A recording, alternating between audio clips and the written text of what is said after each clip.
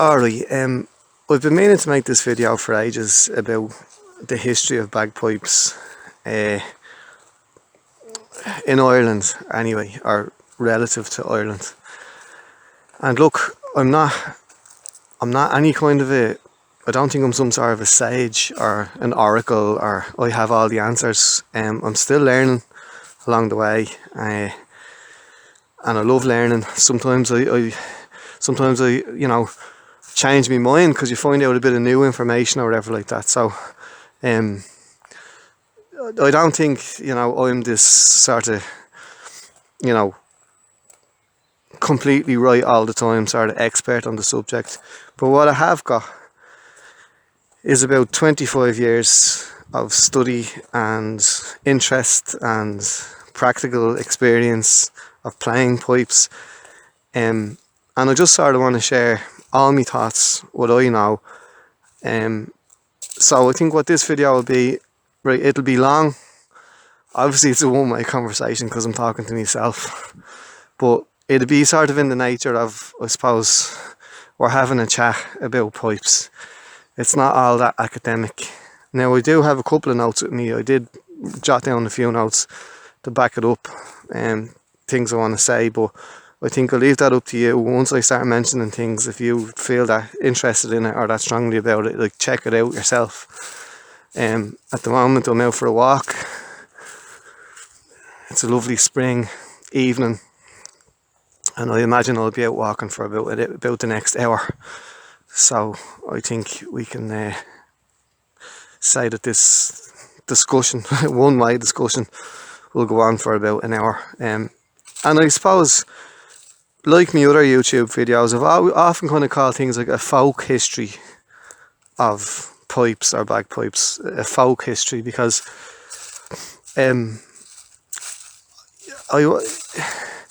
these are the things that I know, that I've picked up down the years in all my research and all my study of pipes and my experience of playing them, and things I've come across, like references I've come across from different places. Sometimes I've read things in books, like actual books.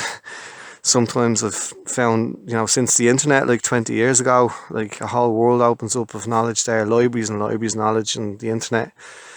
There's also libraries and libraries of shy on the internet as well. That's another reason why I wanted to make this video, is because I'm so sick and tired of reading nonsense about bagpipes, like from people who just don't play them for a start, and like learned one or two sort of facts, but have kind of the sort of shit that I'm thinking about. It's like, oh, who invented the bagpipes?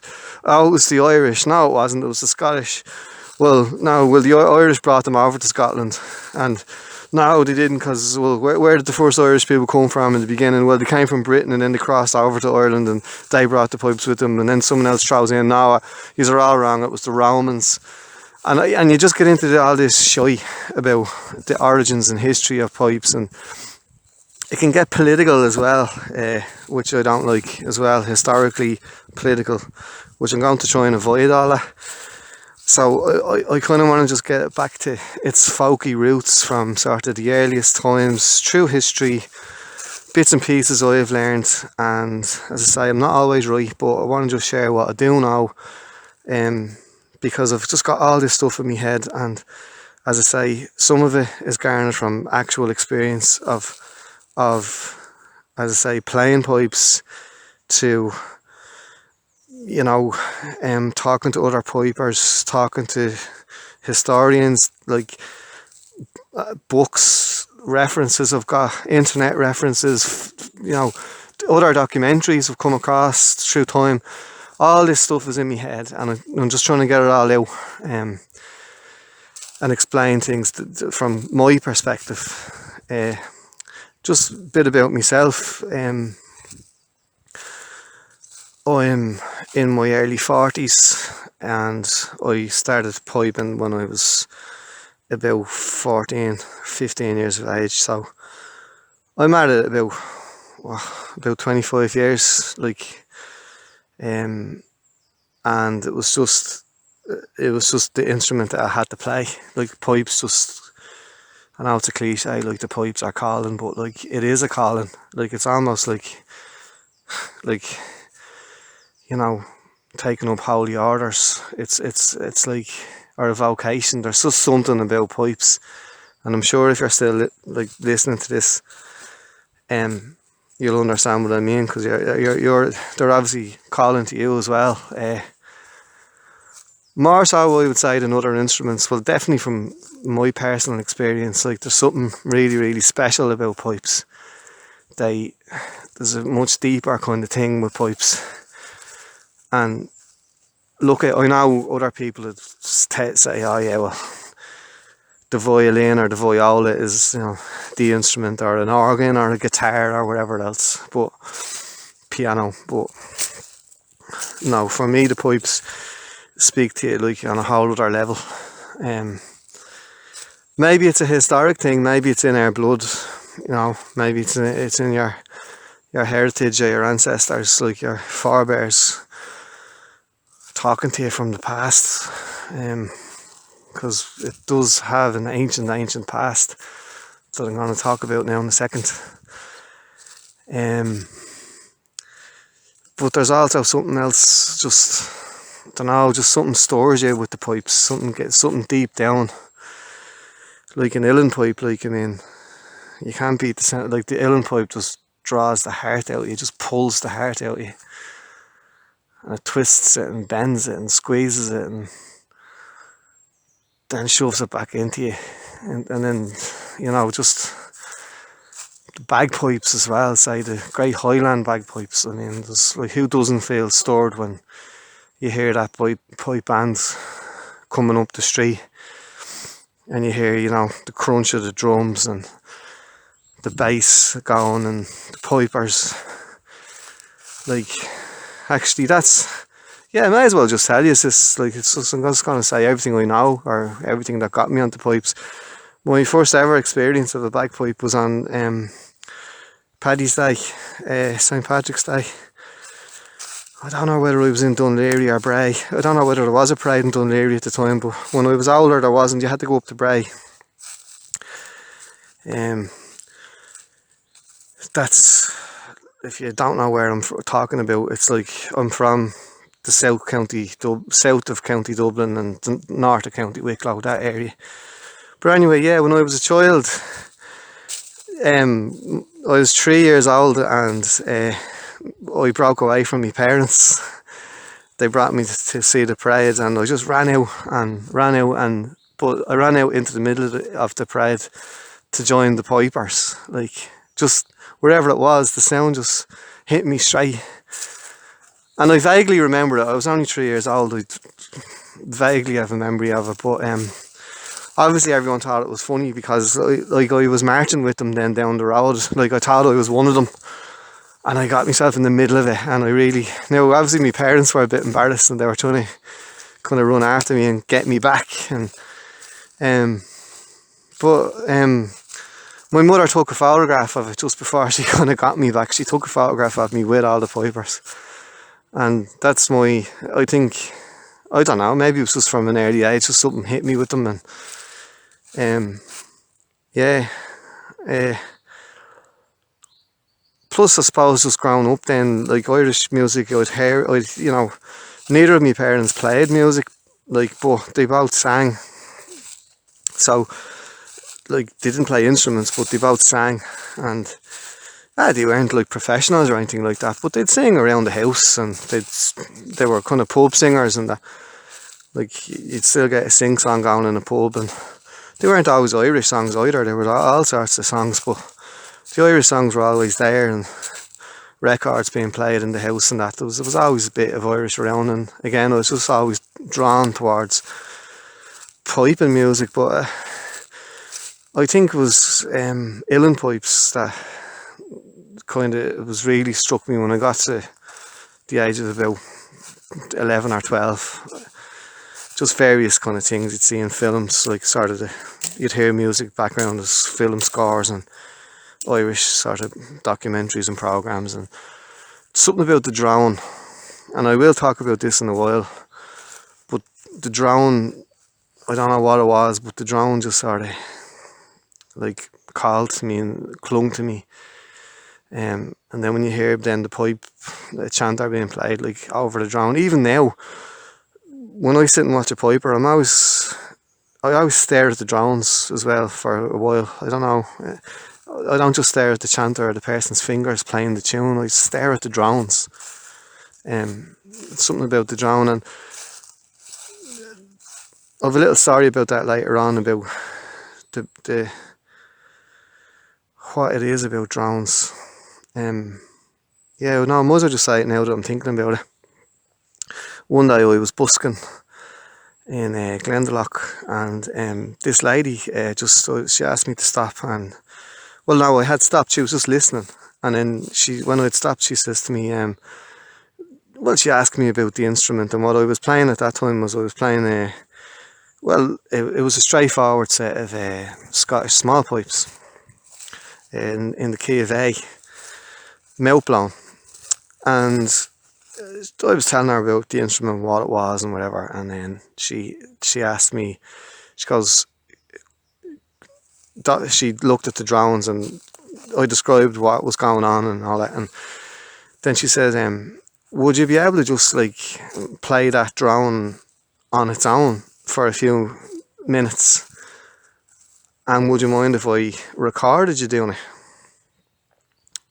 And I thought, yeah, that's no problem, like, and I was kind of intrigued, like, as to why that she'd want, like, you know, she wasn't criticising me piping either, like, she didn't want to hear the chanter, but at the same time she was focused on the drones, and I knew what she meant, because as I say, I'm like that as well. I zone in on drones for a reason. I'm a big dronesy head.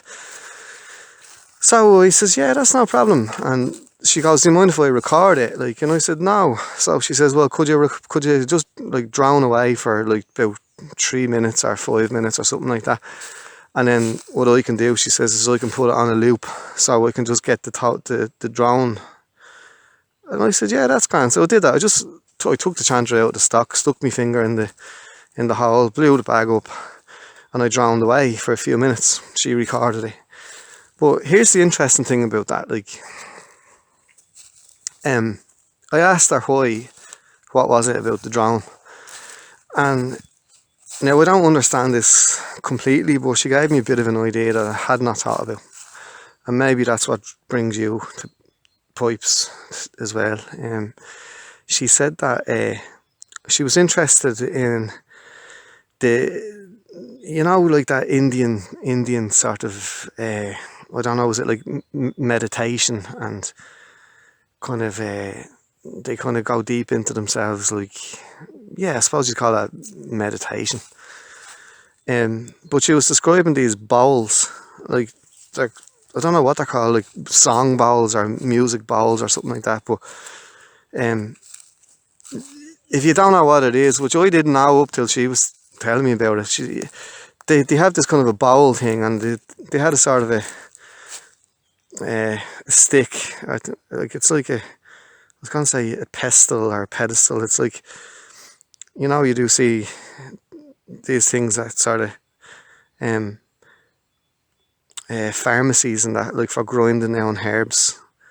But this is sort of a stick with a kind of a bulbous end on it or whatever, and they rub it around the rim of the bowl, and the bowl just resonates with this sound. It just go like, ooh. And then there's different sizes, so I think like the deeper the bowl, you get a deeper sound coming off it, so it'd be like, ooh. And then if you've a few people doing it, obviously you're going to get, 3 or 4 different drones, if you like, off the bowl. And she was saying that that's a really deep thing in that type of meditation, that sound. It's like, if you sort of, now I don't know much about this stuff, but do you ever hear these sort of people who pray or meditate or whatever what they're doing, and they do the whole thing, they go well, we're on the same sort of level. This is what this stuff is for. So she was telling me that when you think about like life and energy and all that sort of stuff, um, like energy or life or whatever can be measured in waves. All sorts of energy is measured in waves. So you've got like light waves, you've got heat waves, you've got sound waves. And she was saying that certain waves and certain tones resonate with us. And you can kind of, I don't know, I suppose you can kind of click with like a deep sort of like wavelength. Yeah, like if you like, sometimes look, I'm stuck for words. I don't really know how to describe what I'm talking about half the time.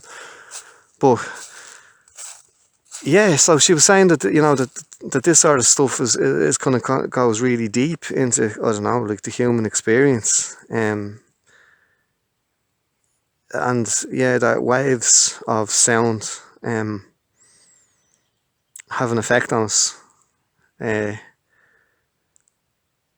I suppose that makes sense. Like there's certain tones or sounds that can relax us and send us into a deep, even, I don't know, meditative or even deep thinking kind of a space where you'd relax. And then we all know there's certain sounds that irritate us. Sort of like a high pitched sort of sound, like of a smoke alarm, or any type of an alarm going off. Like we don't like that sound. There's sounds that we don't like, and then they're generally like continuous, like sort of sirens and alarms and stuff like that. We generally don't like those ones, but then there are other ones that we do like, that I suppose resonate with us in a more positive way. And look, this is a whole other science that like you'd need to look into it. Like I'm only like tipping the tip of the iceberg here. But yeah, anyway, she was saying that sound waves resonate with people, and so the end of the day, like the sound that my drones were emitting was a good one. It was a nice one. It was one that she said that she could use in herself, first of all, and as well she was doing the classes and stuff like that, and she says like that'll have a nice effect on people, a calming kind of effect.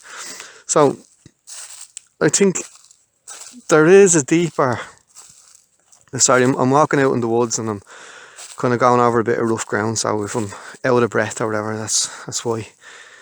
But even just, I suppose what I'm getting at here is that there's a deeper thing in a pipe that you don't get in other instruments. It's that continuous sound, this continuum. And other instruments have tried to achieve that. I mean, it became, if ever you watch me I've one or two videos, if they're still on YouTube. I'm always afraid of copyright, like everything else. Like someday someone's going to see something and go, oh, that's mine, and then the video goes missing. But I've done one about ancient pipes, development of pipes, and hurdy-gurdies, because the hurdy-gurdy has that. I'll talk about that in a while as well. God, the more I think of this, like this thing could go on for about 2 or 3 hours. Well, it won't, because my dinner's on and it'll be ready in about an hour, so I'm going back for it. But anyway, yeah, this continuous sound in a background actually became part of holy music in churches. So they were looking for that continuous voice. So even, that, like, like those kind of monks songs, I forget what it's called now. But it's, oh yeah, that Gregorian chant. And you've this kind of chanting, and you've got like harmonising and all that. Well, the whole idea of a lot of that was that not to break the sound, so as that the sound doesn't end. Like, you know what I mean? So like you wouldn't sing like a line, so it wouldn't be like praise to God, pause, holy is his name, pause, or something. You're not getting that. You're getting someone singing one line, and as he's taking a breath, like say the last word is God or Deus or Dei or whatever in Latin, and as he starts to say the word day, then the next lad comes in with his first breath, so the first lad can stop, but the word day then goes on for longer, and all these harmonies that build up. The more voices you have, layers of harmonies, but you get the continuum. And it became a holy thing in the church that it's a continuum. Like, it's not going to end, kind of thing. It almost brought you kind of close to God, like to this continuous energy, this continuous sound. I'm getting back to sounds being part of energy. And so, for a while, pipes actually became part of church music. Like, at one time, like, that's why you see a lot of pipers in medieval cathedrals, stone carvings of pipers all across Europe. You'd see it, but there's lots of them in England, and then that's why the church organ also became kind of, well, the organ kind of, like, that's another thing I want to talk about as well. Like, it's, you know, the link between, people don't make this connection between organs and pipes, like church organs, or even like, or smaller organs, portable organs or whatever. Again, I mean, what is in it? What is an organ? Only a load of pipes with air going through them. Now, come here, I will get eventually to Ireland. I know this is sort of, maybe the title of this was like the history of bagpipes in Ireland, the folk history, but I really want to go deep into it. It's not just about Ireland, it's not just about Scotland or France or Germany, or it's about like my experience of pipes, and you know, that I can explain. So, like, it's not going to be just about Ireland. So at the moment, right, we're on churches, and this, you know, an organ, like, what is an organ? Only a load of pipes. What feeds the pipes, right? Like, air, obviously, air goes into them. So how do you get air into that organ? You know, so essentially, an organ is, like, especially when you think about a church organ, right, is essentially, it's a giant bagpipe. And I do mean that in the sense, you might say, yeah, it's not a bagpipe, like, where's the bag? But, like, the very early church organs had bags. Like, they had like a reservoir of air, and you had at least one person with a bellows. Sometimes there was two bellows lads with bellows. And so you've got, like, what is that? Only like an uilleann pipe. Like, look at an uilleann pipe, how highly developed an uilleann pipe is. So you've got a bellows, yeah, under your arm that's pumping the air into a bag, a reservoir, and then that air is being pushed out through pipes. And when you look at an uilleann pipe, you've got like your drones, then you've got like your regulators, which are like drones on drones, like extra notes like on your drones, plus of course you have the chanter like playing the melody. So an uilleann pipe is, to the best of my estimation, is the most advanced of all bagpipes. Evolved or advanced or whatever, and it's going like, if that chanter was replaced with a keyboard, it'd be an organ. You know, like, it's evolving. No, I'm not saying it's evolving into an organ, but you can even see in the most modern of all instruments, or advanced of a bagpipe, you can see it's kind of organ, kind of comparative. So I've done a video about this before, mentioning the connection between organs and pipes, and at what point do you start, you know, at what point do you definitely call it an organ, or is it a pipe? So they are related. So I know you're getting into like a keyed instrument and all of that, but if you just strip it back down to its bare basics, the very early organs were supplied with a large bag as a reservoir of air, and you'd bellows, and as I say, oftentimes you had two lads on bellows, because, you know, well, one lad was like sucking the air, the other lad was blowing the air, so you had this balance of like two kind of bellows going on at the same time. They'd be like balancing out the pressure. And then the bag, I'm not sure, did they squeeze the bag? Or did they just kind of blow? Was it just like a big balloon that just blew up and kind of, leaked out through the pipes and, emitted sound out the other end? Like, I'd love to know more about primitive organs, but like that's when you think about it. Anyway, the instruments are related, which gets me to the age-old question. Right, so who brought the pipes to Ireland, or where did it all start, or where did it all begin? And I'm not going to recap over those crap arguments about, to the best of my knowledge, okay, I am of the opinion that like bagpipes evolved and developed separately and independently at different times in different places, and they took on different shapes and forms, and nobody knows the answer to who made the first one, and I don't think it really matters, to be honest. Like what version of the instrument arrived first, and then you're going to say, oh well, that's not a real bagpipe, that's a something else, that's a bladder pipe. I swear, I saw an argument one time about, they were arguing about that a bladder pipe wasn't a bagpipe because it was made out of a bladder. Like the elastic, like there's, if you YouTube right bladder pipe, you'll see that, like, so the bladder is, well, we all know what a bladder is, like, but on the early bladder pipes, they blew in, there was a stick connected to a bladder which was a sort of elasticated like a balloon, and then they'd blow up the bladder would expand, and then they'd have some sort of an early chanter, maybe it was a double chanter, sometimes there was a drone coming out of it to accompany the chanter, different sort of arrangements. And because of the sort of natural elastication of the bladder, it was like blowing up a balloon, and the air kind of went out of it at its own pace. And that is, alright, so that's not a bagpipe then? This is what people are arguing about. No, that's a bladder pipe, it's a different instrument. I mean, it's, so, this kind of nitpicking.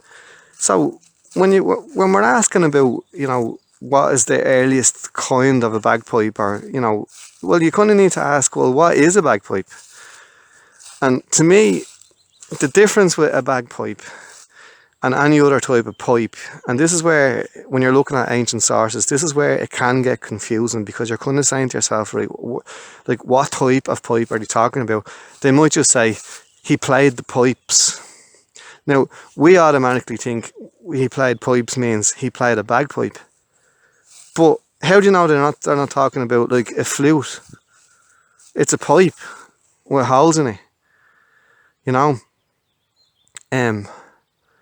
then you'd say, well, because he said he played the pipes with like plural with an S. Well, first of all, we're speaking English, so this is a translation of an original language. Now, this is really important because I'm going to get back into Old Irish here, and Old Irish, Middle Irish, and how that translates into English, and different words sort of for the same thing. So if someone said they played the pipes, okay, well then, yeah, it's a flute, well then that's only one pipe. Well, right, well what if it's a double flute? Like what if it's like a double pipe where you've got, say, 3 holes for one hand and 3 holes for the other hand? Or who cares what amount of holes is on it? I just said that. But like, they're 2 pipes now. 2 tubes bound together probably, or maybe they're played separately in the mouth. So it's plural. Now he did play the pipes. So when is it a bagpipe? Well, my argument would be as soon as there's a bag attached to it. That's it. It's so simple. A bag. A reservoir of air. And that's why I was kind of getting you to think about organs. Like very early organs had a bag. A reservoir of air that was pumped up. And so the air goes into a bag and goes from a bag into a pipe, or pipes, plural. So, Let's look at Ireland, the evidence for Ireland. Now, the earliest set of pipes that were ever found, and as far as to my knowledge, is in the world. Now, I'd love to hear if there's an earlier set in the world, but there was a set of pipes, and I say pipes plural because I don't have the photograph in front of me, but I think there was about 5 or 6, maybe even 7 separate tubes, right, made of yew, hollowed out of yew, carved, um, and they were found in County Wicklow, Ireland, which is just the next county south of underneath Dublin. There was a big development there in a place called Charlesland outside of Greystones, is the nearest town if you want to look it up on a map. And they're often called like the Charlesland pipes. Charlesland, isn't it? Or Charlestown? Charlesland. The Charlesland pipes are sometimes they're just called the Wicklow pipes, right? And wait for it, right? They dated them and they're 4,170 years old. Like they proved the date of them. You know, the way that they've got different methods of dating the timber and then its location about where it was found. So it was found in Ireland anyway. I don't know if they're unique to Ireland or not, but there's these things called Fulucht Fia. Well, they're called Fulucht Fia. Like that's an Irish name, which just means a place where you'd hide a deer, right? Now I know that doesn't make much sense in English, but maybe you want to explain it to you. These were what they best describe as cooking pits that they used to like dig a hole in the ground, fill it with water, carve up the animal. It doesn't have to be a deer, but like deer was, it could be, like people hunted deer and ate them, venison, So, that's why I got the name Fulucht Fia. And Fulucht in Irish means to hide anything or to put something away, like to put it, if you put like money into your purse, you could say like, Coito and Argid Volach means you're putting something out of sight, or it can mean to hide something as well. So basically, if you dig a hole in the ground, fill it with water, and then they used to set fires and they'd have hot stones, and these stones, they'd keep putting in hot stones into the water. Like I've seen a demonstration of it, it works. I know it sounds strange, it really does. Like it just sounds to me like, well, why don't you just light the fire and cook the deer over the fire? That's probably what I'd do. But anyway, someone come up with this thing of like boiling meat, for ages, in a pit in the ground. So these Fulucht Fia, like you see, a Fulucht Fia becomes part of an archaeological site. They can date them, and they can date them by how far down they are and whatever the strata, the different layers that they go down through. And these pipes were found in the bottom of this pit. So they know how old. So they date from the Stone Age / Bronze Age. So the end of the Stone Age coming into the Bronze Age, which, as I said, is 4,170 years ago. And they're made of yew. They've been hollowed out, bored out. They've been carved at the bottom, so they're kind of socketed, so each one is supposed to fit into something. Now that's the bit that they don't understand. It's what way did this thing go? Now each of the pipes as well, they're of different lengths. Each pipe is a different length, and I think the diameter bar is also different in them. Obviously, so each one is going to give you a different sound.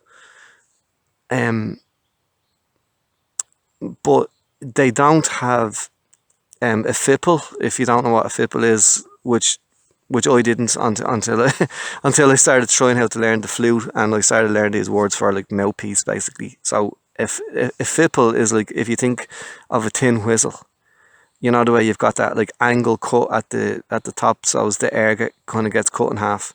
Well, that's a fipple as opposed to an embouchure, if I'm saying it right. I think it's a French word. For the flute, it's just like a hole in the side of the thing where you blow sideways across the hole, and that gets you the sound like if you blow across an empty beer bottle and you get the same effect. That's the difference, as you know, between a flute and, say, a whistle sort of instrument. The whistle has the fipple, whereas the flute has the hole. But anyway, they didn't find either on these pipes. They just found at the bottom that it fitted into something. So they don't really know what gave it its sound. But they reckon just the way they were all arranged side by side, and the bottom ends were all the bit that was carved as if it was supposed to like slot into something, the bottom part, like a stock. You know, when you take your drone, if you take your drone out of the stock and you look at the bit that the reed is sitting into, how it's going to carve down so that it fits in the hole. Well, basically, that's what it looks like. So this thing could have been a reed instrument, but there was no evidence of reeds. But then, I mean, you might have a better chance of surviving 4,000 years than a reed would. So was it a reed instrument? They don't know. Did it have some? Did it fit into? They don't know. Then did it fit into some sort of a wooden block? That you've one wooden block with all these different pipes coming out of, and maybe that block had the mechanism for making the sound. Like, was it this thing was some sort of a giant panpipe? I kind of doubt that, but that's me. I just can't see it like as a giant panpipe. Whereas they think that the best thing that I think is the best theory anyway that they come up with was that these pipes fitted into something organic that has since decomposed. Now that says to me a leather bag. What else organic thing would it be other than wood? And if it was wood, why didn't that other wooden block survive? You know, surely, and then you could say, well, they did because they mightn't have made it out of yew. They could have made it out of a different type of timber that decomposed. But then surely there'd be some sort of an imprint in the ground of what was left over. Like you could have this kind of black patch left on the soil of what the thing was. But there's zero trace of anything of what they did fit into. So the best theory is that these different pipes fitted into an organic thing which supplied them with air. So to me, that's a bag, or at least it's an animal. Like, I mean, if you an animal's body, like if you look at, say, the bagpipes from Bulgaria and that, like, and other places, like you can clearly see that it's the animal. It's the whole, you know, you're blowing it like the chanter usually is one of the legs, and your blowpipe is the other leg, and then like the drones could be its neck or the bottom leg and all. Like it's clearly, you know what I'm talking about. Just look up Bulgarian bagpipe or whatever, and you'll see that the primitive types of bags that basically utilize the whole animal goat, like, and so yeah, so. As far as I know, that's the first set of pipes that was ever discovered. So they're Irish, right? And they're 4,170, probably 75 years now since this thing was dug up, like years old. Now, that says to me a lot of things, because one of the theories is that pipes, bagpipes, those types of wind instruments, you know, one of the things was, if I mentioned it earlier, no, they arrived from Rome. And the Romans got it from the ancient world, like the Middle East, and the Greeks, and you know, came somewhere from the Middle East, and then the Romans brought it across Europe and all of that. Well, this thing proves to you that we were playing wind instruments like long before the Romans ever got here.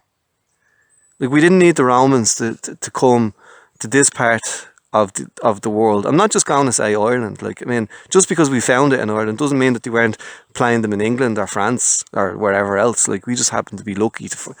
But what I am getting at is that, like, that old argument about the Romans. I mean, the Romans were like 2,000 years ago. This predates the Romans by 2,000 years. And it's not just that. Like, there's been lots of finds across Europe of early flutes and whistles that are just made of bones. Like, they're made of shin bones and calf bones and femurs and of, animals. Like, because you've got like a tube, a natural tube. You drill a few holes in it, and you can blow it to make a sound. So I don't believe for a second that we needed the Romans to bring that, the the technology of a bagpipe. Um, no, and not just that. Like, when you look at, like, in Ireland as well, like, we have a whole array of Bronze Age instruments which predate the Romans. They were perfectly good instruments. There's a fella that's like remaking them. I forget his name. But if you look up like ancient music Ireland, Bronze Age horns, and there's a fella, like, he's dedicated years of his life to recreating these pieces that have been dug up in Ireland, mostly in bogs, of these Bronze Age and Iron Age instruments, like, made of bronze, copper, whatever, and they're, functional, perfect instruments, horns. So I dismissed the Roman thing totally. That, oh wow, look at that! Like, nobody thought of that before you arrived. Well, hold on, sorry, we're playing different kinds of pipes and horns and whistles and flutes and whatever else here for the last 2,000 years before you got here. So, sorry, I just don't buy that they arrived in from Rome. There was wind instruments played in this part of the world for thousands of years before the Romans arrived. So yeah, that's the first one. To get into other sort of, when you don't actually have physical evidence, which I've just spoke about, physical evidence. There's the ancient Irish, like, legends that were, like, written down eventually by the monks. But it's important to remember that these stories and folk stories and tales were all done orally, for centuries and centuries, long before the monks wrote them down. So and it happens in a lot of cultures, like, where you don't have a written culture, a written tradition. So people are tasked with memorizing these stories. But, like, don't just take that with a pinch of salt. Like, oh yeah, well, like, they added yards onto it. You know what I mean? Like, you know, he slew like 10 men with one swing of his arm and stuff like that. Okay, right. Things did get exaggerated and elaborated. I'm not kind of denying that, but there was also a very strict meter to these things. There was a rhyming scheme a lot of the time, and there was meter to it. It still had to make sense. There still had to be a truth in it. And even in other cultures, like, I know seems just totally unrelated and bizarre or whatever, but I'm completely interested in the Zulu culture in South Africa, and they have that as well. They remember exactly like in Ireland, they remember the genealogies of their forebears and their ancestors, and they do it in what's called, like, praise poetry. And in Zulu culture, it's vitally important that you remember this thing word for word and don't get it wrong, and you're not allowed to add to it, and you're not allowed to take away from it. And so the form of a praise poem in Zulu, right, and in Irish, this is the whole, like, there's loads of parallels. It's mad between Zulus and ancient Irish. Like, would have never thought about it. But part of the whole thing is that you need to remember these things in detail. You need to remember, as I said, you can't add to it and you cannot take away from it. And these praise poetry, what they deal with is a person's ancestry and lineage. So they talk about forebears, like your father, your great grandfather, his grandfather, going all the way back, and they tell of, bits about their lives, but kind of like good things they did, but also, which I'm only newly after learning, bad things they did. They were mostly praise, right, obviously, but maybe the bad things were put in to kind of show that they were human, or maybe that they had struggles in their life and not everything went to plan, but then they bounced back or something. I don't know the logic for writing the bad stuff down, well, they didn't write it down, for memorising the bad stuff. But these poems anyway, they would talk about ancestors and their deeds, And, typically, he was great at this. He won such a battle and he was generous. And then he built a house or a stronghold in such a place. And then so and so sprang from him. And um, as far as women were included in these things as well, like it wasn't just totally, men. I mean, women's names are mentioned as well, like, and ancestors. And so what I'm getting at is that these stories had to be remembered to some like degree of detail. So by the time that the monks got them, and they were writing them down, I mean, Christianity traditionally they say arrived in Ireland in 432 with St. Patrick. But we know, like Saint Bridget, if you believe in Saint Bridget, like, to see some people say that Saint Bridget was originally a goddess, and then she became sanctified by the church. But also, what you could have had was that you could have had a girl called Bridge who was named after a goddess who took up holy orders, like Saint Bridget of Kildare I'm talking about. And some people say that Saint Bridget predated Patrick. Um, so roughly though, they kind of credit Christianity arriving into Ireland in the 400s.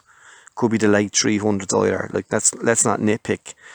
But literacy came with Christianity, and right, okay. In Ireland, we did have the Ogham alphabet, and I'm pronouncing it Ogham and not Ogham, because today it's spelled Ogham, and if you have a H after a word in a letter in Irish, it silences the previous letter, or it softens it almost to a silence. So that's why I'm saying Ogham. But most Ogham inscriptions are just basic messages, like they're names of people, and a lot of them actually are Christian as well. So they are pre-Christian, but it's like pray for, like Ordo means pray for so and so, son of so and so, of the so and so's. So Tarkle Mac Divne Ua, Kelly, Tarkle, son of Divne of the Kellys. But we didn't kind of write things down as we know, as we would call writing, until Christianity arrived. So, like, even in Irish, like, the word for Irish is scriv. I mean, I think in Latin it's scribum. In English you have the word scribe. So scriv, scribe, scribum.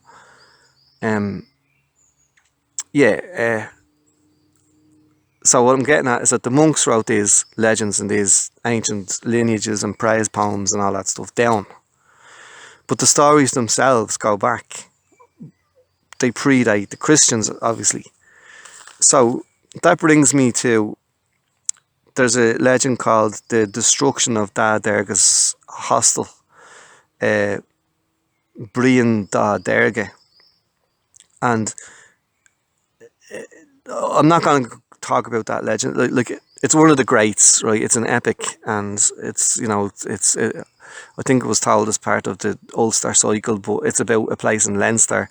There's still a place. It's still there. It's called Bóthar na Bríne. It's a place in County Dublin, up in the Dublin Mountains, and this was the area that was featured in this legend. But it was all about this king called King Conor the Great, and he was alive like 35 years before Christ. He's attributed to, they worked out like when this lad was alive, so he was alive like just before Christ, 35 years BC, right? Now, it wasn't written down till the 1100s, they say. I forget what book it was, but it's one of these ancient manuscripts. It's easy to look up. Just if you just put up the destruction of Da Derga's hostel, there's tons of stuff written about it. So, right, it's set 35 years before Christ, and there's a crucial passage in that bit where it describes these 9 pipers that had come to pay homage to this king. Okay, and now we're going to get into the nitty gritty of, were they bagpipers, or were they sort of flute players or horn blowers or whatever like that? And if you stick with this what I'm going to talk about for the next sort of, I don't know, 10 minutes, hopefully you'll get a better understanding of it. Because there's always this argument, as I said earlier, oh, well, just because they were pipers, it doesn't mean that they were bagpipers. Here's the argument, is that they were bagpipers. There was a bag attached to the instrument. Going back to 35 years before Christ, when this story is set, which is obviously again before the Romans arrived into Ireland. So, right, because it's before Christianity. Well, the Romans didn't get to Ireland. Sorry, well. Then again, they found Roman skeletons with coins in Bray, in North County Wicklow, in the late 1800s. But they don't know whether they were just sailors or whether they were trade. We did obviously trade with Rome, but there's no. They don't know that was there an outpost here of Romans. They don't think so. But yet again, there was these coins found. Roman coins, but then again, as I said, they could have been just traded.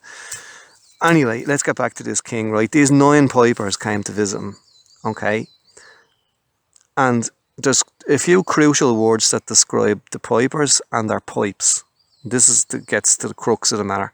I'll just read the passage and then I'll tell you the words that they used. This is it translated, obviously, from Old Irish into English. There I beheld a room with 9 men in it. Now the word number 9 is magic for all sorts of reasons, right? Just go YouTube that, the magic of the number 9. It'll blow your mind altogether. I'll do a whole YouTube video about the magic of the number 9. 9 multiplied by anything that gets multiplied by 9 adds back up to 9. If you add up, like, real simply, like 9 times 9 is 81. So when you look at 81, 8 plus 1 makes 9. So no matter what number in the world that you multiply by 9, when you add back up all the digits, it adds back up to 9. Actually, I will talk about this because this goes on about infinity and everlasting stuff, which kind of ties in with the bowels with the girl telling me about the and the meditating stuff with that continuous sound. There's a continuum. So it's actually, I will tell you, the number 9, right? It's important that there was 9 pipers. 9 is a magic number. I won't tell you all the magic of it because I don't know it, but if I can just hit you briefly with it, right? It's magic because, right, yeah, everything that you multiply by 9 adds back up to 9, right? So it always gets back to itself, right? The other thing about it is that most cultures across the world, most traditions, hold the number 3 to be sacred or lucky. Religious things as well, so even say with Christianity, I'm familiar with Christianity. The amount of times that the number 3 figures in Christ's life, like, it's all over the place. So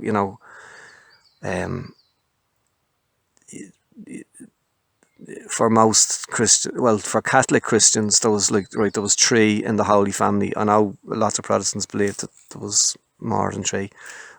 We won't get into that difference. But say, things, so Christ, he began his ministry at the age of 30. He ministered for 3 years. He was 33 when he was executed, crucified. He rose again on the 3rd day. St. Peter denied him 3 times. The cock crew 3 times. The 3 wise men. There's all sorts. There's just a few, but that's just in Christ's life alone. The number 3 crops up a lot. I bet you're going to be thinking about that now. What more instances of the number 3 in Christ's life? Yeah, who did he say to, do you love me? Was it Peter, I think? Yeah, it was, because then Peter then denies him 3 times. He asks Peter 3 times, do you love me? But when you get more into that, it's because there's different words for love in the Old Greek. There's the love of a woman, and then there's the love of a friend, and then there's godly love. But anyway, the number 3 in Christ's life. But it happens in lots of religions, even in, over in the East and China and all that. And people say, look, lucky number 3. So what's that in relation to 9? Well, 3 multiplied by itself, 3 3s make 9. So 9 is like 3 times 3. It's like 3. The magic number 3 has got 3 times stronger. So now it's 9, right? The circumference of, so life itself can be divided up into 9s. Everything adds back up to 9. This is nuts. Honestly, I'm only touching the iceberg. There's loads of YouTube videos about the magic of the number 9. So say, for example, like the circumference of a circle is 360 degrees.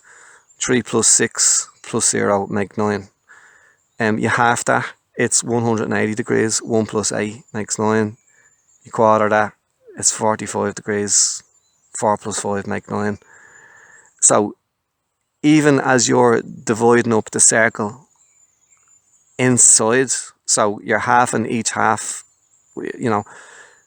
the inside of the circle still keeps adding up to 9, plus the outside makes up 360 degrees. So you've got an inside thing going on plus an outside thing going on, which keeps adding back up to 9.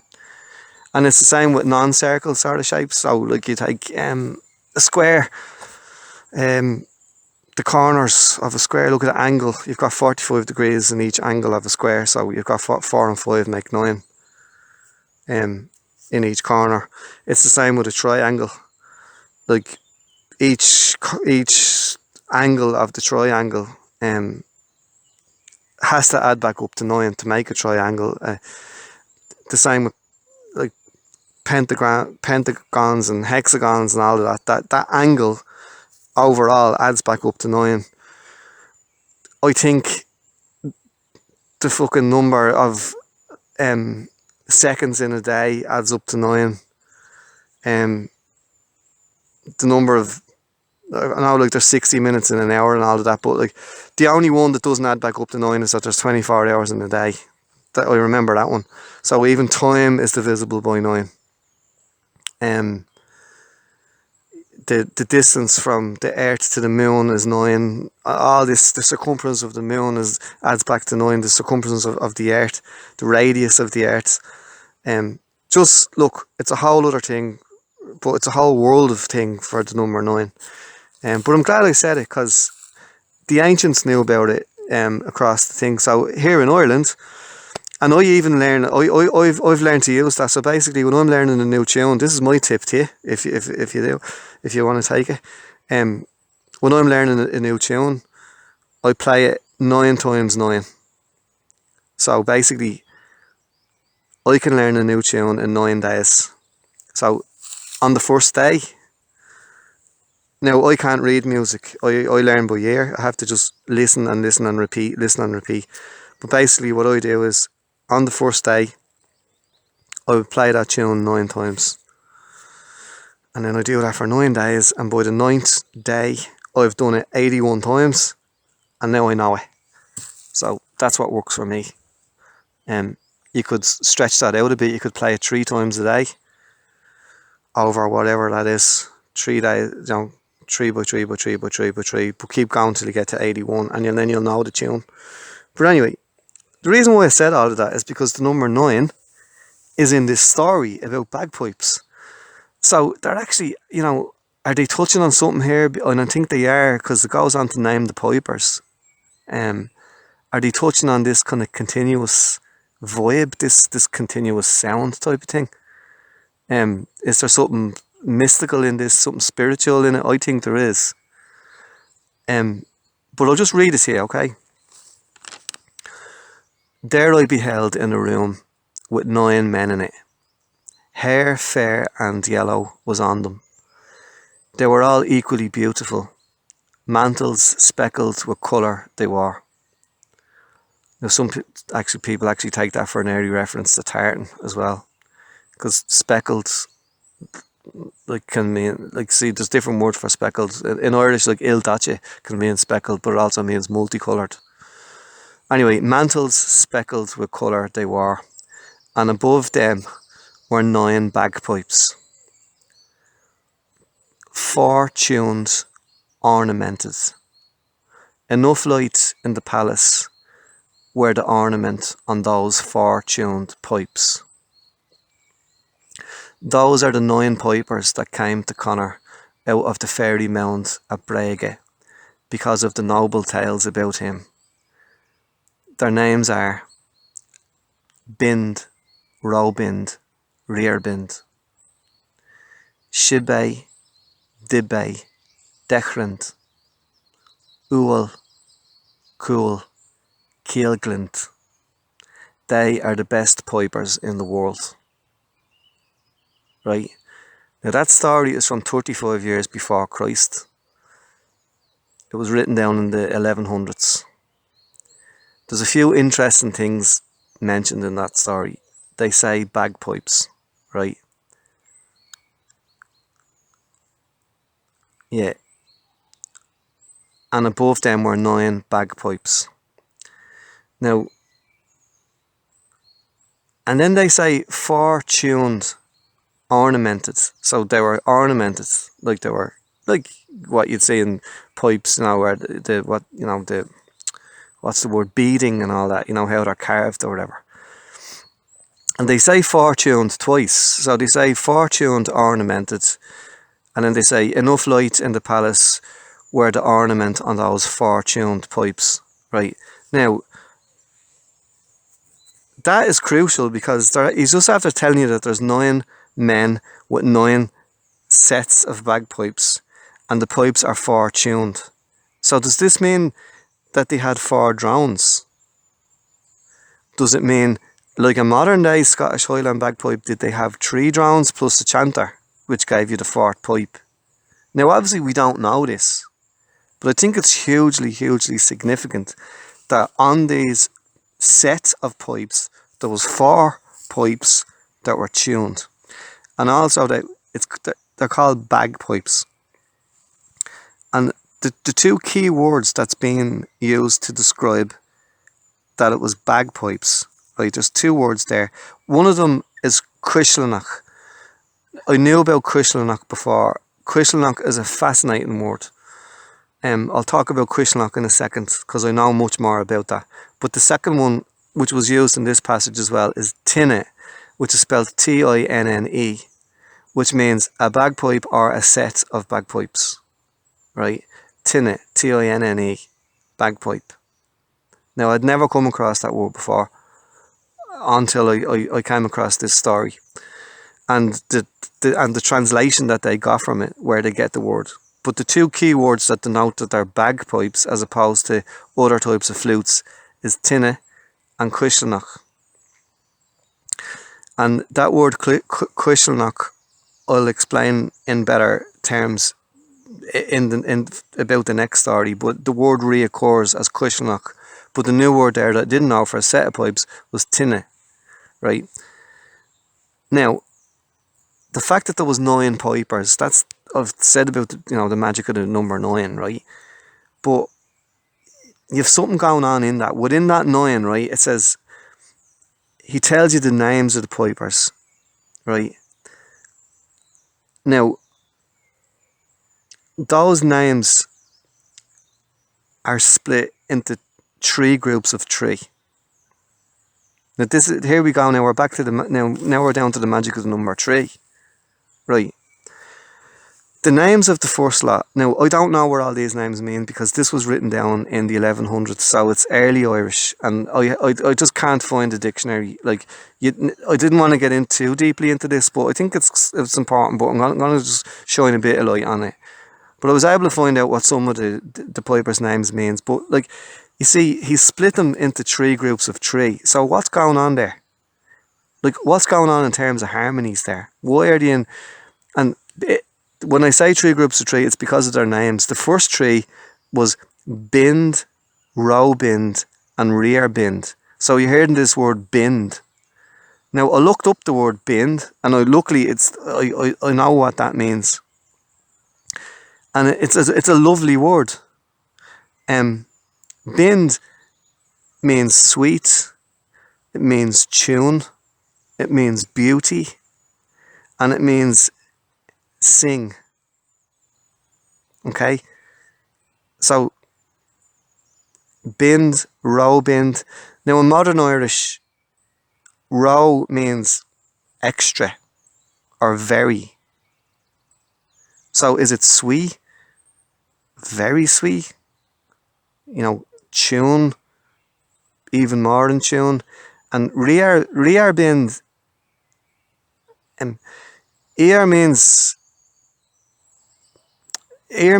kind of behind or the past, like or lonely, like ear guilty, like it's ear smelling is a museum. Earsma is an old object. So now I don't know what rear means, but like, does that mean background? So did you have sweetness, extra sweetness plus background? These are the names of the pipers. They're the first three. Now the next three I don't know what it means. Shibe, Dibe, Dechrand. Now dech means 10, but I don't know what any of that Shibe, Dibe or Rind mean. Shibe, Dibe, Dechrand. 10 mightn't even fit into that. Maybe it means tenfold. I don't know. I honestly don't know. And then the last three are Ual, Kual, Kielglind. Now I don't know what Ual and Kual means. These are words we need to look up. But Kiel means Kielglind. I don't know what Glind means, but Kiel in modern Irish means sensible or wise. So even the names of the pipers, so that, I think that bind is lovely because it means tune, it means beauty, it means sings, it means sweet. And here's a lovely phrase that I got in Old Irish which ties in the two words of bind and that cushlanach that I'm going to get to. There's a phrase, Cushach bind as a bailiff, and that means sweet piping from her lips. So Cushach means piping, Cushlanach means a bagpipe, and bind means sweet. So these are ancient words from a story from 35 years before Christ. So it just shows you the depth of this. Now, so the word for a set of bagpipes in that story was tinne, T-I-N-N-E, and I haven't come across that for again. But this word again, Cushlanach, is an important word. This is mentioned several times in the it's the Fair of Carmen, which was, when was the Fair of Carmen? Well, the earliest version of that came from the Book of Leinster, which was written in 1160, but that's like 1,000 years after what we're talking about. But I'll get to Cushlanach now in a second. But that's the word to remember, because this is what keeps cropping up, that distinguishes like bagpipes from pipes generally. So let's just move up to the 5th century. So in the 5th, we've an account from the 5th century of Brehon laws. Now the Brehon laws are the traditional laws of Ireland, and in the 5th century, there's a passage which refers to laws about fines or monies to be paid to different professions. So, and in one sense, I don't really understand this, because in one sense, pipers are considered as a base or an inferior profession, pipers. And yes, in another one I found, it's like it was a favourite instrument played in Tara from pre-Christian times, like to the year 560 AD. So if there were favourites instruments that were played in Tara, like that was the royal court of Ireland from pre-Christian times up to 560, I don't understand how they're considered an inferior profession. But anyway, that's just that's more an academic kind of a debate. Like for example, like there's mentions of pipers and mana quinche. They're like crying women, or like wailing, lamenting women from the 10th century at a king's funeral. So pipers are mentioned in the 10th century. But let's just get back to the 5th century for a second. These Brehon laws are about fines and monies to be paid to professions. And what it mentions there is the same amount of fines as the pibere, curranaha, and cuishlani. Now, this is from the 5th century. This reference is from the 5th century, and you've got 3 very important words here: pibere, curranacha, and cuishlanach. And as I said, I'm going to explain cuishlanach now in a second. Pibere means piper. Okay. Curranacha, curran means a horn, right? And cuishlanach is a bagpipe. So you're getting a distinct difference between a pipe, a horn, and a bagpipe. Because all these kind of instruments, you can mix them up, obviously. You know, a horn, you know, he played a pipe. Well, what kind of a pipe was it? Did it have a bag on it? Was it continuous? What was, you know, was it a horn? Was it like a trumpet type of thing? Or was it more of a whistle? Or was it a flute? So the word pipe, you know, but this makes the distinction between these 3 instruments. So they reckon that pibere, that the word pib comes from like Indo-European, like, and Latin, and like Latin, like pib is pipe, or pipa, and different languages across Europe all recognise this word pib as meaning a pipe. It appears in Latin, it's in Swedish, it's in Irish. So pibere, it means just some sort of a pipe, okay? But corn is a horn, more like a trumpet type of blast type thing. But now, finally, we're onto the word, explain it to you. Cuishlanach is described as being a bagpipe, right? Now, there's 2 reasons for this. Today, in modern Irish, in modern parlance, cuishle means a beat. Not really a beat as in a tapping sort of a beat, but it means more so of a pulse, right? So in Irish, if you're American, you probably heard the term, oh, mucushle, like there's songs like mucushle. That means, right, in English, like it just translates as my sweetheart. But in Irish, it means much more than that. Cushle, it means your very heart's pulse, right? So this thing that pulses, right? So it means this in 2 senses, right? Which is deep, right? What does your heart do? Only it pumps the blood around your body, right? That's what a pulsating thing is. It's a pump. And it's pumping fluid, circulating it around. It's continuous. So there we have the continuum, okay? It's that unending kind of cycle of this. Your heart is pumping and you've this unending cycle and circulation of blood around your body. Sorry, someone's shooting off and I hear gunshots off in the woods. I'm alright. I'm just making sure I'm not too close. Anyway, so the whole thing is this cuishle means a continuous pulse or a throbbing. I'm thinking of the drone, okay? Saying that. It means, you know, to circulate around as well. So this is a circulating thing. That's getting me back to those bowls. I'm glad I mentioned those bowls now, the singing bowls or the humming bowls, because it's circulating. But critically as well, cuishle is also an old Irish word for what is it that the blood is being pushed around? Only a vein. Okay, a vein or an artery. And what's a vein? It's a tube. It's a pipe. Right? So, cuishlanach means, okay, now you're probably saying, well, where does the word bag come into it?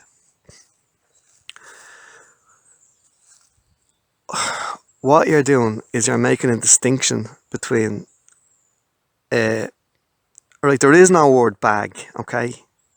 I'm just going to say that out straight. But what you're doing is you're making this distinction between two words, cushlanach and pipe or peepee. Peepee are just called pipers, but cushlanach are considered to be, and this is just not just me, this is the scholars.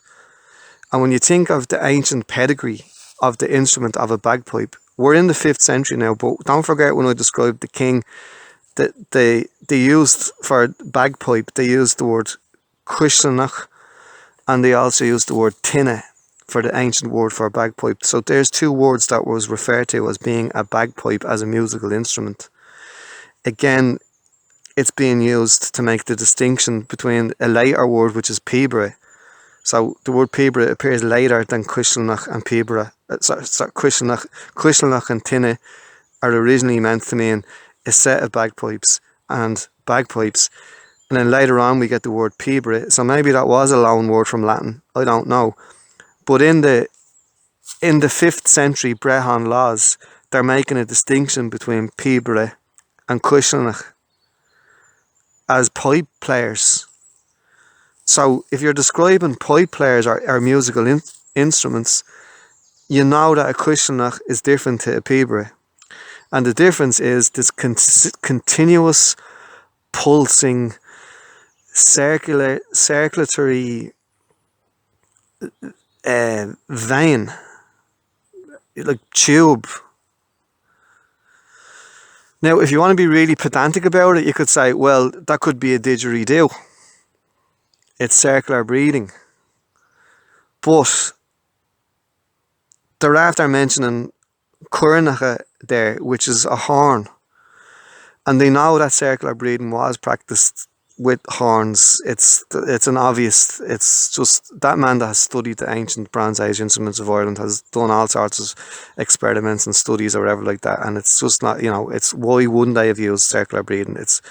So there's someone playing a pipe, there's someone playing some sort of a horn, and then you've got someone playing a bagpipe. It's the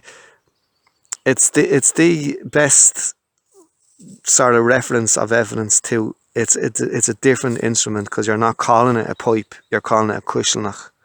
So it's just the scholars of I'm not a scholar of Old Irish, but I speak modern Irish, but the scholars of Old Irish consistently stick with the explanation of cushlanach means a bagpipe, some sort of a pipe that you get a continuous sound off. And don't forget, when we go back to 35 BC about the 9 pipers, right?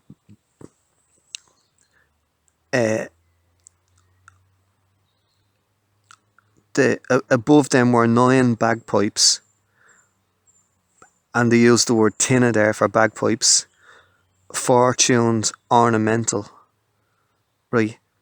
Enough light in the palace were the ornament on those 4 tuned pipes. So now we know they're not playing a didgeridoo. They're playing something with 4 pipes on it that's given a continuous sound. Right. Let's move up from the 5th century up to the Fair of Carmen. This is crucial as well, right? Which makes distinctions between different wind instruments. The Fair of Carmen, okay? Now this was written down it's in the Book of Leinster, which is from 1160, and also the Book of Ballymote, which is the 1390s. So you've got a good description of what this fair was like. Now this fair obviously predated the 1100s. They're writing about the Fair of Carmen. So they say anyway in the poem or the book. Here we go. They're naming different. There was this big mad fair that they held every so often. I don't know, it was every year or 3 years or 9 years or whatever. But it was a great big fair, and there was all sorts of entertainers and sports and all sorts of things, right? But when it's naming the musicians, here's the crucial bit again. In the Book of Carmen, it describes Pipi, Fiddly, Cnáver, agus Cushlanich. right? So pipes. Uh, Now sometimes some people just translate fiddly as fiddlers, right? But others describe a thing called an instrument called a timpan, and I think a timpan was um, it was either like a hammered dulcimer or else it was some sort of a harp type thing. It was a stringed instrument, and I think, I don't know, did you pluck it with your fingers or strings, or did you hit it with some sort of a stick? But what we're interested in is the wind instruments, right? So the wind instruments are described as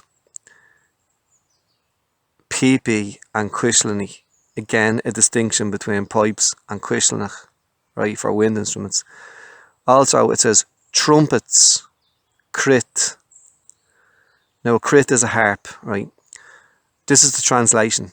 Trumpets, crit, wide-mouthed horns, quishik. Now, quishik is the same as cuishlenic. It's that pulsing thing, right? Or that continuous vein. Timpanists, pipes, fiddles, chainmen, bonemen, and tube players.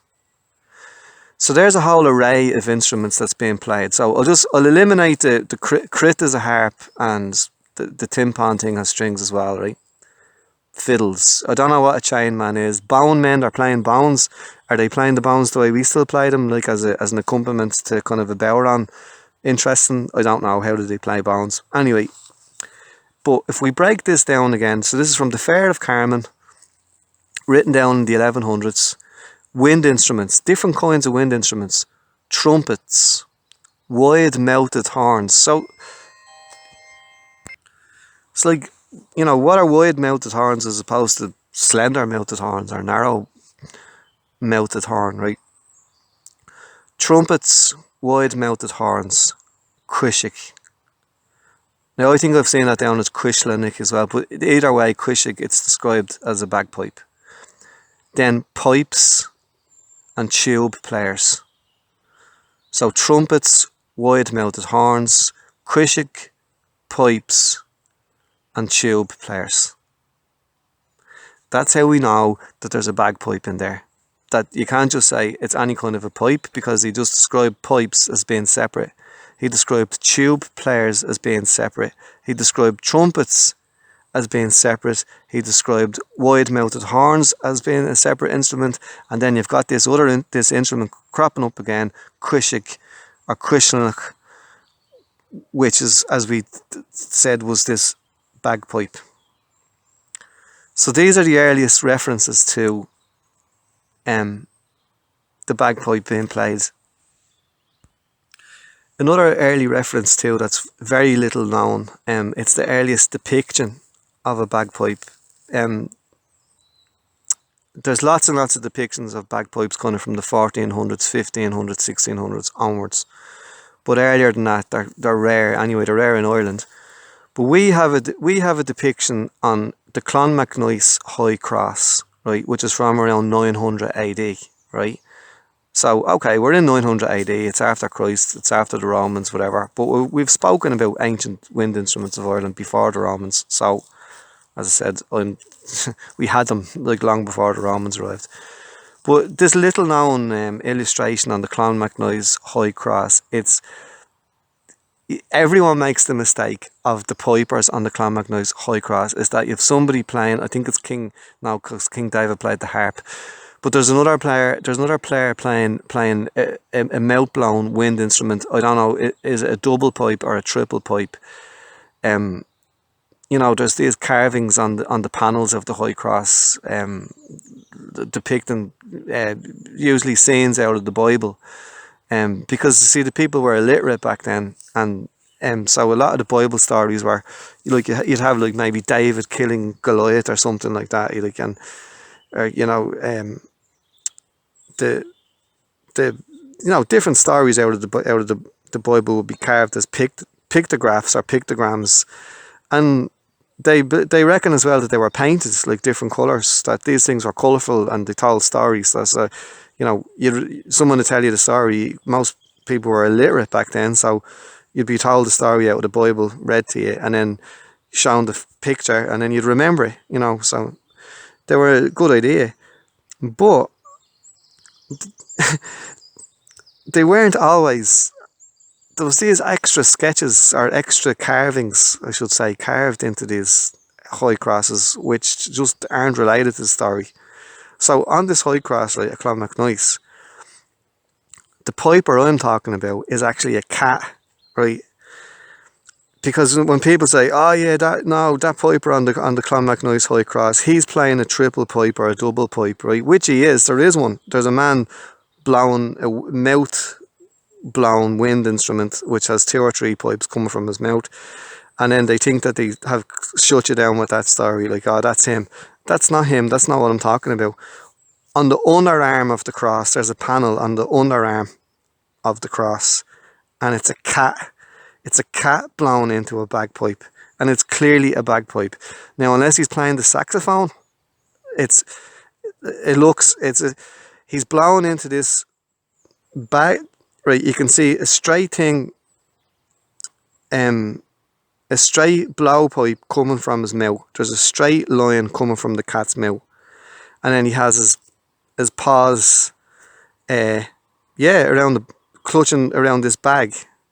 So and it looks even like there's 2 pipes kind of coming from it. It's very hard because like the rock is worn, but this thing is clearly, there's a bag. So there's this kind of circular, kind of oblong kind of shape thing that the cat is clutching his paws around. Plus he's blown into it with some sort of a tube. So you've got a tube and a pipe, and a bag. So it's clearly a bagpipe. If my video is still up on the thing, just Google Clonmacnoise high cross cat playing a bagpipe. Or if you're living in Ireland, go and see it. It's underneath the arm of the cross. This cat playing the bagpipe. So look, to summarise all that, like, that's sort of taking us out of the ancient times. We had some sort of like a pipe, from 4,000 years ago, like from where the Stone Age met the Bronze Age. Like, we've physical evidence of a set of pipes that fitted into some organic thing that has now totally disintegrated and disappeared. Right? Was it strictly an organ or bagpipe? Was it some sort of an organ? Who knows? But the whole point is, what is a bagpipe? When does it become a bagpipe? And to me, the answer is when you attach some sort of a bag air supply to it. So I think we've covered, it doesn't have, if it's a bladder, if it's a whole animal skin, if it's some sort of a specially stitched bag thing to supply this thing. We've looked at the words in Old Irish for the difference between the different instruments, and we get the word quishle, quishlenach, and quishach. So this is the distinctive thing that marks that out from pibe, or horn players, or trumpet players, or when it said bone players at the time, maybe they were playing whistles that had holes carved in them, and they were the bone players instead of like the clickety clack of the modern bones that we know today. So you've different words in Irish, ancient Irish, Old Irish, denoting different instruments, all wind instruments, and so we've got the old words, we've got the folklore as well in these stories. So these stories were passed on, and like if they said it was a bagpiper, that there was 9 bagpipers, right? Then there was 9 bagpipers. Like, why do you have to doubt it that there was some sort of a bag added to it? It's because these sort of zealous kind of fanatics don't want to. They stick to this thing about the Romans all the time. As if like other cultures didn't have like. As I said, I believe that bagpipes originated in different places, probably at different times. Yeah, of course they were shared between cultures. People travelled and someone showed you something new. I'm not doubting that. But I don't believe that the whole thing like began with the Romans at all. I mean, there's ample amount of wind instruments and proof of it, actual physical examples of wind instruments in Ireland, and so it's not beyond like kind of beyond the realms of just imagination that someone decides to stick a bag on it. So, and as I say, the words themselves, the old Irish words, distinctively tell you that this was a bagpipe as opposed to a flute or a horn or a whistle or a tube player or whatever else. So, I hope I've given you enough food for thought and evidence of the ancient evidence that bagpipes were indeed played in Ireland before the Romans came.